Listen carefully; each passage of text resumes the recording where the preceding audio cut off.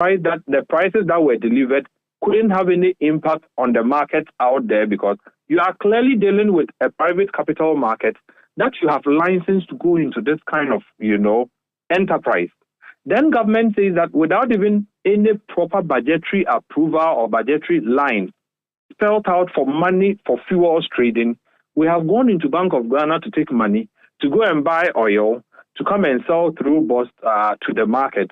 If this is what government now intends to do, we do think that whatever the details or nitty-gritties of these should be communicated so that we all depart from this gold for oil mantra and deal with the reality of the issues. Because if you tell us gold for oil is supposed to be a shield on Forex so that the BDC's demand of Forex on the market and the pressure it puts on the local currency city, we are taking care of that by, putting the gold in between so that the demand on the city goes down. And then it ends up that we rather took dollar, real cash from here to now go and import. Shouldn't you have auctioned these dollars to the private space to reduce the pressure that the BDCs are facing as opposed to engaging in this direct, dangerous transaction? We do think that we should depart. And I think after this revelation, the Ministry of Energy, the government itself, the Finance Ministry, Bank of Ghana,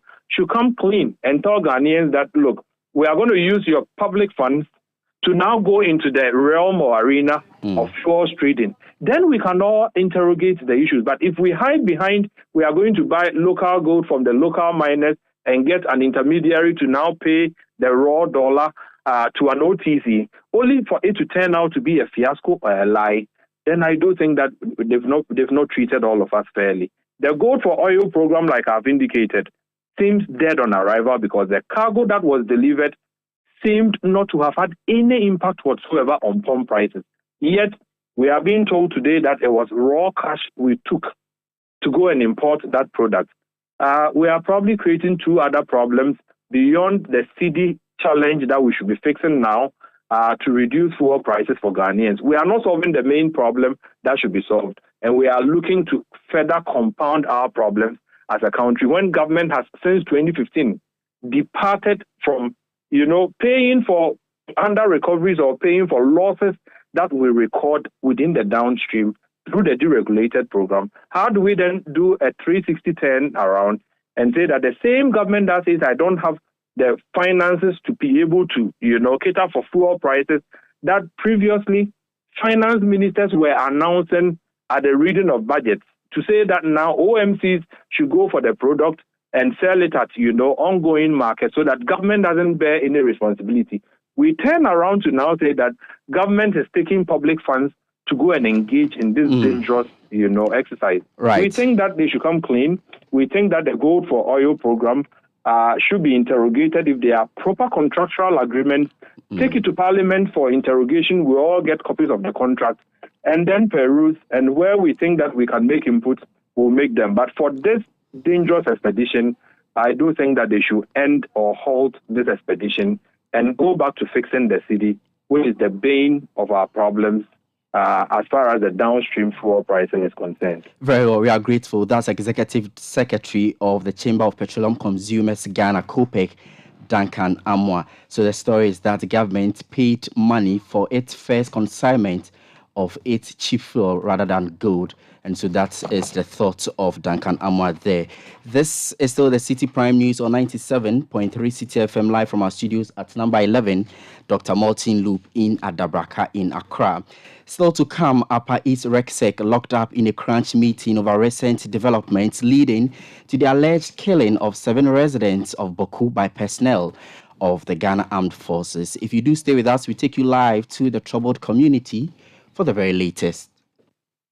Citi Prime News at 12 midday. Update you on all the running stories and connects you to the newsmakers.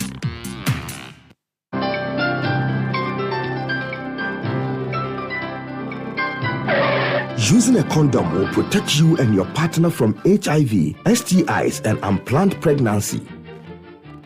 Condoms are an effective way for protection against HIV infection. Don't take risks. Use a condom every time.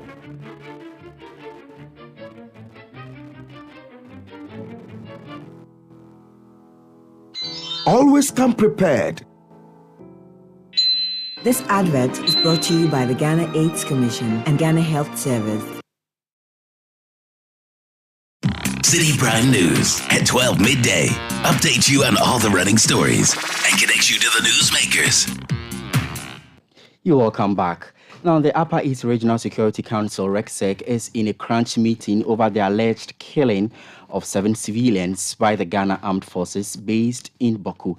The Member of Parliament for the area, Mahama Yariga, in a statement said there were gunshots in the Boku township, and as part of effort to bring the situation under control, the military chased everyone they saw within the area. Let's go live to that community. Frederick Awuni is Citi News' Upper East Regional Correspondent. Frederick, 7 deaths. The MP for the area, Mahama Yariga, has raised some grave concerns. RECSEC, as we learn, is currently in that crunch meeting. What have you picked up on the corridors of the Security Council? Thank you very much. And so, relative to the event that occurred yesterday about the alleged killing of 7 civilians by the military, the regional minister, Stephen Yakubu himself, was not in town, as well as the commanding officer of the 11th Mechanized Infantry Battalion, Lieutenant Colonel Minter, who is the head of the military based in the Upper East region and also on a peacekeeping mission in the Boko area as well. My understanding is that he is not also in town. So at the time the incident happened, these 2 gentlemen were not in town. Currently, my understanding is that the 7 persons who were allegedly shot and killed by the military have been buried in accordance with the Islamic tradition. You would recall that just yesterday, these 7 persons were killed, and Boku is predominantly a Muslim community, and so they were buried in accordance with the Muslim customs. But then also, on the Thursday, the January 26, 2023, the military again have been accused of killing 2 persons at Barthélemy for breaking curfew. And these are Siedu Dauda, aged 60 years, and also Salifu Imoro, aged 59 years. And so this is a build-up to what happened yesterday. And generally, yesterday, majority of residents in Boku flee Boku as a result of what happened. And so if you add this together, we'll be talking about 7 plus 2. That's about 9 persons allegedly being shot and killed by the military. Now, my interaction, I made efforts to speak to the military, but they say they wouldn't comment on the matter until an official communication will be coming from the headquarters of the Ghana Armed Forces from Demakam. And so this is the situation in Boku. But generally this morning, Boku has been calm. The gunshots have ceased for now. That's Citi News' Upper East Regional Correspondent Frederick Awini telling us about that RECSEC meeting. Frederick, I wonder if the meeting has ended. It's still ongoing, right? Yes, the meeting is still ongoing with all the security heads, but unfortunately some are not in person but have asked their reps to represent them in this meeting. So we're talking about the commanding officer of the 11th Mechanized Infantry Battalion, who is not himself present but has dedicated someone to come. The Upper East Regional Police Commander also is not here in person but has dedicated someone to represent him. But apart from him, apart from the 2, Ghana Fire Service, Immigration, Customs, and all security agencies concerned in the Upper East region are together with the Upper East Regional Minister, who is the chairman of the RECSEC here, are in the crunch meeting, and the meeting is ongoing. It's first of all to debrief him on the happenings and the way forward. So we wait till when the meeting is over, then we can tell what exactly the roadmap is in ensuring that these casualties do not occur again in Boku. But in terms of investigations on this particular subject matter, have you been able to gather anything? Not yet. We wait until the meeting is over. Then from the discussions, we would be told what the RECSEC is going to do about, the fallout from yesterday's incident. Well, keep an eye on that meeting and update us in our subsequent bulletin. But that's Frederick Awini, Citi News' Upper East Regional Correspondent, telling us more about that crunch meeting in the Upper East region over the recent killings of some 7 civilians, allegedly by the Ghana Armed Forces in Boku. Staff of the Northern Electricity Distribution Company have hoisted red banners across all operational areas and service centers of the company. They are demanding the removal of the managing director, Osmani Aludiba Ayuba, over non-performance. In a petition presented to the board of directors of the company, they state, among other things, that the financial performance of NEDCO has worsened since his assumption of office in 2019. They also state that there has been lack of clear strategy for the company, exorbitant sole source procurement of point-of-sale devices, and worsening distribution losses. According to the petition, the distribution loss alone within the Tamale metropolis is estimated at 12 million cedis of revenue loss each month.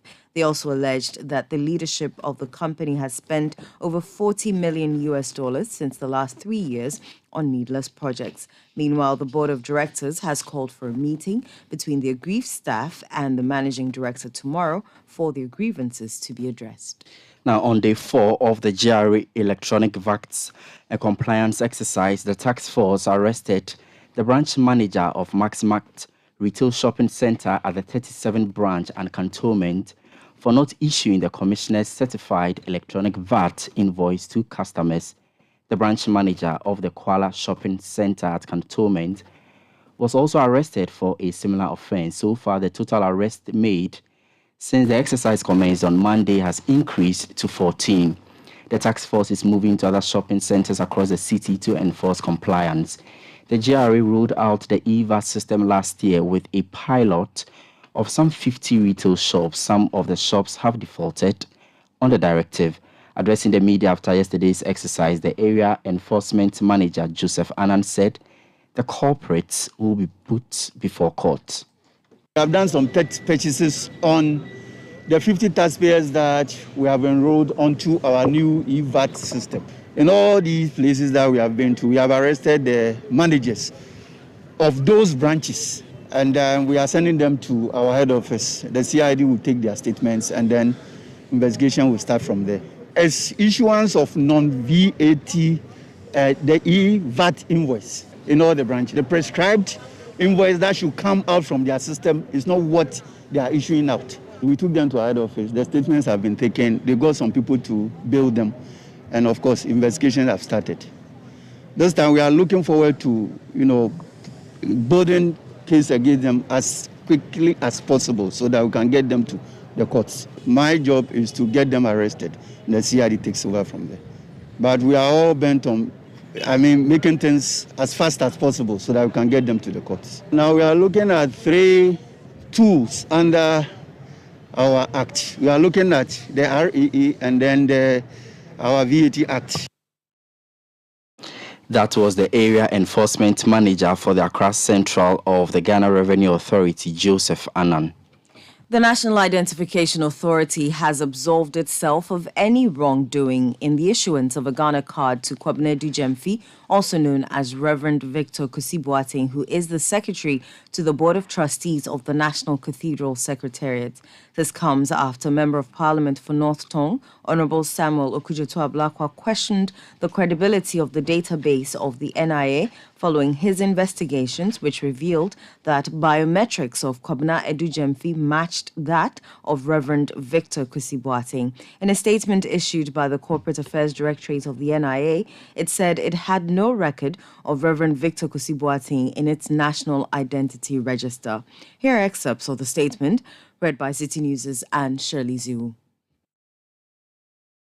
Contrary to Honorable Ablakwa's assertion, the following constitutes the fact in the NIR in connection with the issuance of a Ghana card to Kwabena Dujemfi. During the mass registration exercise, Kwabena Dujemfi went to an NIA registration center called Vikandi School at Esuyeboa in Kumasi on 15th January 2020 to register for the Ghana card. He submitted to NIA registration officials a valid Ghanaian passport issued by the Passport Office on 16 May 2018 with the name Kwabena Dujemfi. The expiry date in the said passport is 15th May 2023.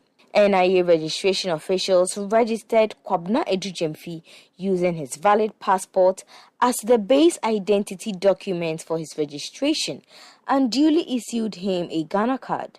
NIA has no record of anyone bearing the name Victor Kusi Boateng in the NIR, and NIA has no record in the NIR of any person born on 7th September 1971 or any other day with the name Victor Kusi Boateng. In these circumstances, NIA registration officers at the Vikandi School Registration Center did everything right and absolutely nothing wrong. They could not reasonably have been expected to know that Kwabena Edujemfi also apparently bore the name Reverend Victor Kusi Boateng, as Honorable Okujeto Ablakwa claims. A popular name may not be a person's real or official name. This is rather trite or commonplace. Those were excerpts of the statement by the National Identification Authority read by City News' Anne Shirley Zoo. Now, the Ministry of Sanitation and Water Resources wants the government to intensify efforts at dealing with illegal mining activities, popularly known as galamsey. The ministry bemoans the fact that the act has contributed to the massive pollution of the Birim River, which is expected to be the main source of water for the Osino and Begro water treatment plants. Speaking at the Public Account Committee meeting, the sector minister, Cecilia Abenadapa, called for a concerted effort in addressing the situation. As we all know, we know the harm that galamsey is doing to all our surface, most of our surface water bodies. So I'll crave the ranking members' indulgence to help us fight this menace, because one of the most polluted water bodies is the Brim. And this will be the source, raw source for our raw water. So if at the end of the day we borrow money through the vision of His Excellency the President, and the water source is polluted, what will be the result? This is one. Number two, to answer your question specifically, you know there are processes we go through. The financial term sheet is with finance as I speak, and the chief director is doing the follow-up to line it up as well, because we have other water systems that we also want to undertake. So this is where we are. We'll get the response from finance, I think, after the negotiations that they are doing. Cecilia Abenadapa is Minister for Sanitation and Water Resources. Meanwhile, management of the Dema water system failed to provide the necessary documents for the payment of 16,000 Ghana cedis for goods and services, such as invoices and receipts, as captured in the 2020 Auditor General's report. Abdul Mumin Nasare is the first assistant director of the company. The water system, they have a team managing the system. And I must say that most of the dealers at that level, normally we at the assembly are not aware. So when this issue came up, it was when the managers of the system approached the assembly. So when they came, we sat down with them and we told them what they should have done then. So in the process, we assisted them through how to get the necessary receipts from the suppliers they dealt with. So when the auditors came, they had the invoices, but the issue was the receipt. And they confused the invoice to the receipt. So when they came, we made it clear to them. Auditors, are you satisfied that the documentation has now been provided? Honorable Chair, we don't have any document with us. Thank you. We've not provided the document, but we have it today. So, when did you provide the document to the audit? Fine, let me find out. Did you provide the document to the auditors in the districts? Please, we did. We did. The answer should be yes or no. Yes, please. So when did you do that? Please, it was yesterday. So yesterday, you don't expect them to communicate to their bosses in Accra. That is why we are getting the answer here. They don't have any information about that. Abdulmumin Nasare is the first assistant director for the Dema water system. Still on the Public Accounts Committee, the National Communications Authority says Vodafone Ghana owes the authority millions of dollars following the sale of spectrum to the telecommunication company. The 2020 Auditor General's report revealed outstanding revenue of $26.6 million and 32.2 million Ghana cedis by the NCA due to weak internal controls over revenue accounting and management, which could lead to loss of public funds. Out of the figure, Vodafone Ghana paid $1 million of the $23 million owed the NCA. Speaking at the Public Accounts Committee meeting, the Director General of the NCA, Joe Anoche, said efforts are being made by the government to address the situation due to its 30% shares in Vodafone. The government is holding 30%. And you are saying that government has written to NCA to do what? What has government going to do with that? Vodafone is, government is only a shareholder. The management of Vodafone must ensure that they take care of the operational costs. Have you received letter from the 70% other shareholders? Honorable Chair, so the sale of spectrum is actually government's money. It's not NC, this is GOG's money. So GOG's money, so they don't want to pay because they are the ones going to provide the money to pay themselves, so they want to set up. Is that what you mean? Not really. You heard the Director General of the NCA, Joe Anoche. You are still listening to the Citi Prime News on 97.3 Citi FM live from our studios at number 11, Dr. Martin Loop in Adabraka in Accra. The bulletin is live across the country on our affiliates all around the world on citynewsroom.com. My name is Ni Latte here with Eno Safo. Still ahead, Asokore Mampon District Court in the Ashanti region grants bail to 43 students of the Korobia Asante Technical and Vocational School in connection with the students' protests in the school. Citi Prime News at 12 midday. Update you on all the running stories and connect you to the newsmakers. More. It's something we're promised a lot these days. But what does more actually look like? Well, in Emirates Economy, it's endless entertainment on the biggest screens in the sky plus live sport. That's more. Gourmet cuisine that gives you a taste of your destination, served with free-flowing drinks. That's more. Special meals and toys for kids to keep your little explorers happy. That's more. So whichever way you look at it, more really does mean more in Emirates Economy. Fly Emirates. Fly better. This love's not for you and me. Be my Juliet and I'll be your Romeo. This Valentine's season, we are expressing our love and dedication to those who mean the most to us in ways that are unmistakable. Join us on the 14th of February at Pediasi Valley Resort for phenomenal meals and exhilarating music enjoyed under the starry night skies. This is sure to turn the spark into a roaring flame.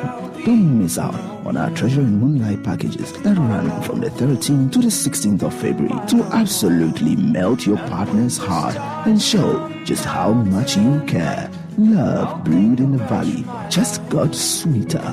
For inquiries, please call 0540-125-555 or 0540-125-554. Pediasi Valley Resort. Live life. You are my love. Citi Prime News at 12 midday. Update you on all the running stories and connect you to the newsmakers. Thanks for staying. Now, a 32-year-old man identified as Shadrach Alo has died after a scuffle involving him, 2 police officers, 2 private security officers, and a civilian at the West Hills Mall. Citi News' Caleb Kuda and Patience Biden have been following the story and have more. It's a normal business day at the West Hills Mall in the Gan South municipality, even though a life was lost in a brutal manner at the main entrance of the mall only a day before. The management would not release CCTV footage to Citi News, but portions of an amateur footage taken by an eyewitness and cited by Citi News shows Shadrach lying on the floor, handcuffed. Here is an eyewitness describing what he saw. I was coming out from the parking lot. Then I saw, a crowd. Then I saw the police. They handcuffed a young man, he was on the floor. Then, according to people, they were saying that the police was conducting a search on the young man, and all of a sudden the guy started running. Then he chased the young man. So apparently he was shouting, thief, thief, thief. Then people helped, apprehend the boy, and he was held. Who was shouting? The police. When he was conducting the search, the guy, I think he discovered something in the guy's bag. Then the guy quickly removed the unknown substance from, the bag, placed it in his pocket, and they started to run. So he started shouting. As he couldn't get hold of the guy, he started shouting so that people can help, hold him down. The guy was held down, handcuffed. Then they were trying to, search him. Out from nowhere, another young man came out from the mall again. And he was holding what's the name? A taser. Tased this guy in the rib, neck, in the hand, under his feet. You saw these? Yeah. Then the police, they were standing there. Then a man was asking, who is this person tasing? Because he was not in uniform. If they are arresting somebody and he happens to be the police, tasing, we will understand. But this guy is a civilian. Then before we... was in civilian clothes. So before we realized that the suspect on the floor, he was not moving, he was not responding. Then he was taken away. Managers of the mall would not speak to Citi News. They, however, shared a holding statement indicating that the deceased was accompanied by another man. There is no further comment on the other man, not from the Wager police, who are tight-lipped on the matter, nor the management of the mall. Amo Blay, uncle of the deceased, tells Citi News there were bruises on the body of his nephew, which has since been deposited at the police morgue.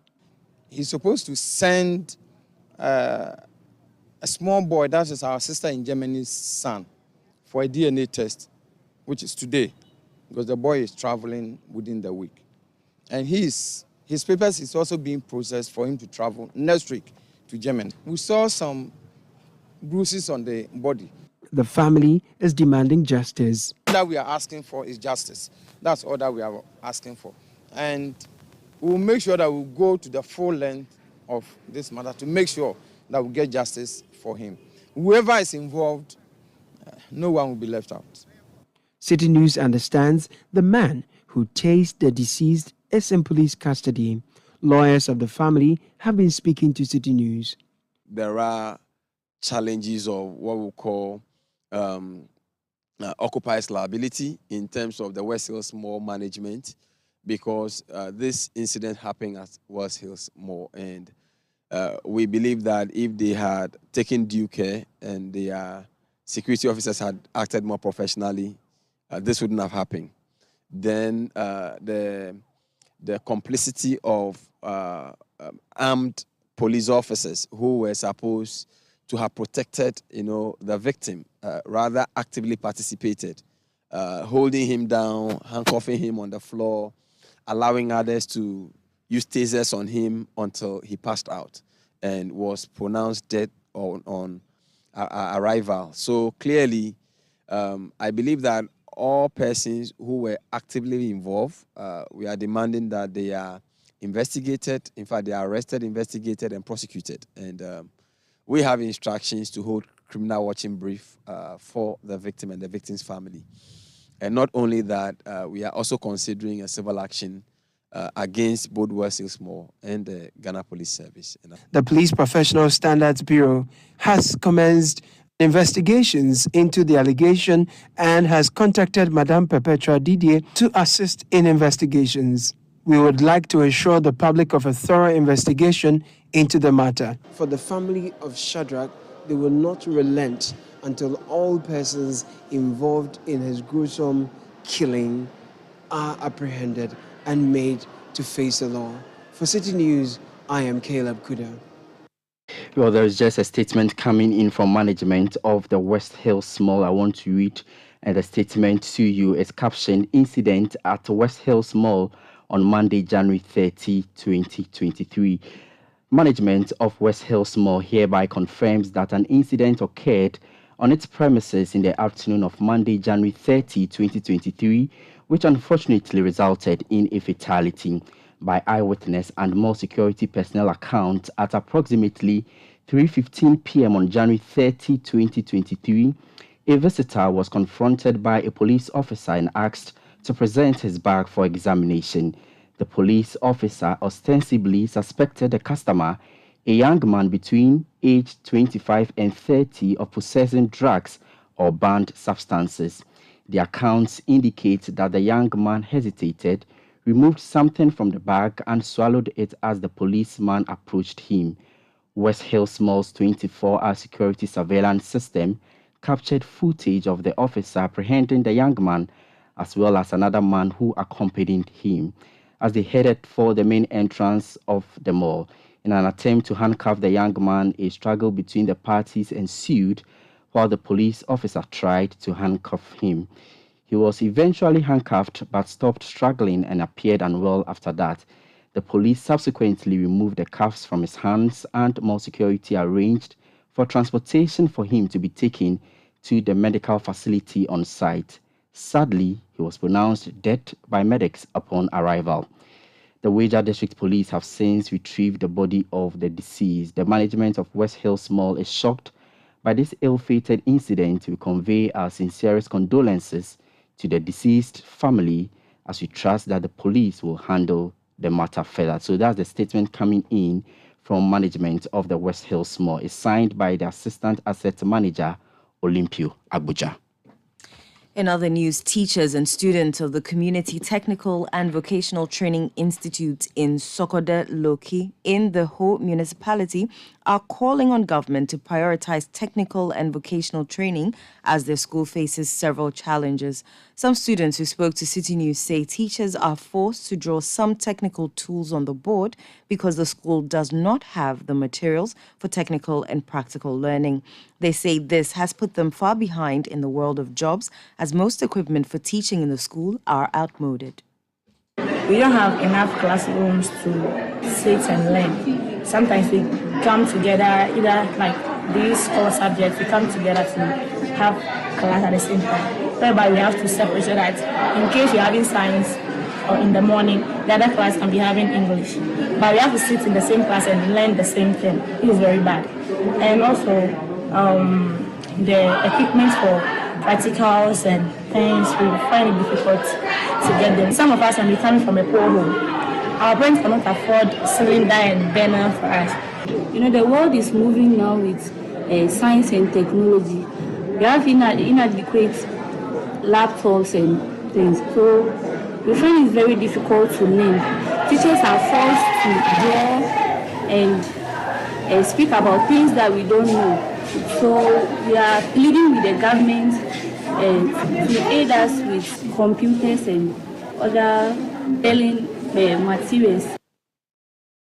Those were students of the Community Technical and Vocational Training Institute in Sokode Lokwe. The principal of the training institute, Perfect Akufiakojo, said admission of new students has become a challenge due to inadequate classrooms. So, as a school, our challenges are enormous. We cannot say all. But what is important now is classroom blocks and dormitories. Because now our school is enjoying the free TVET, and which means that more students can enroll in our school. But because the facility is not enough, a lot of them may be disadvantaged because we cannot enroll all of them. And so we'll be happy if, like the MP has done, is supporting us with 3-unit classroom blocks. Perfect Akufiakojo is the principal of the Community Technical and Vocational Training Institute in Sokode Lokwe. From the Volta region, let's go to the Ashanti region now, because the Asokore-Mampon District Court has granted bail to 43 students of the Krobia Asante Technical and Vocational School in connection with the students' protest in the school, which led to the destruction of school properties last month. 39 students were earlier remanded, and 4 others, including the school prefect, were subsequently arrested and arraigned. The accused persons have been admitted to bail in the sum of 2,000 Ghana cedis each, with one surety who has to be a parent or guardian. They are also expected to report to the police once a week. Lawyer for all the accused persons, Daniel Kwame Boateng, spoke to journalists after the court proceedings. As lawyers, the fact that we defend does not mean we condone and connive with crime. We are only doing our work in the interest of justice and fairness. So if at the end of the day, the prosecution is able to prove their case beyond reasonable doubt, then all of us will be happy, because in the end, justice must be seen to have been done. Because at least we are saying that if the crime was even perpetrated, it cannot happen that all these juveniles and the young persons were part. So if at the end of the case and the totality of evidence that will be placed before the court, some of them are culpable, the laws of this country will deal with them. So I'm pleased and happy the way the police are doing their work. Daniel Kwame Boateng is lawyer for all the accused Krobia Asante Technical and Vocational School students. The head of legal and prosecutions, ACP Kofi Blagoji, on his part stated that the police are pursuing other suspects. Maintaining the old charges, but we only submit the charge sheet because we've got some people arrested, and that is the position of the law. You have to submit the charge sheet and include them. And this is exactly what. Are you still going after some suspects? Yes, we had information that there are some people involved, so we shall try to see whether we can climb on them and then add them to the charge sheet. Can you put the number? No, exactly. Now we can speak of the number now. But can you confirm to us that the school prefect has also been arrested? Yeah, the school prefect is part of those who presented today before the court. Ashanti Regional Head of Legal and Prosecutions, ACP Kofi Blagoji. The National Executive Committee and the National Council of the governing New Patriotic Party NPP will meet today to set a date for the party's presidential and parliamentary primaries. The meeting will also announce a date for the opening of nominations for both elections. The much anticipated meeting was postponed from January 31st to today, following the absence of many of the council members. Now, the National Engineering Coordinating Team is threatening to demolish structures rapidly springing up on the Kuapem Ibri Peduase Hills in the eastern region. According to the team, recent activities of both individual and private developers have exposed the rocks leaving holes in them, a situation which they say poses a major threat to all road users on that stretch.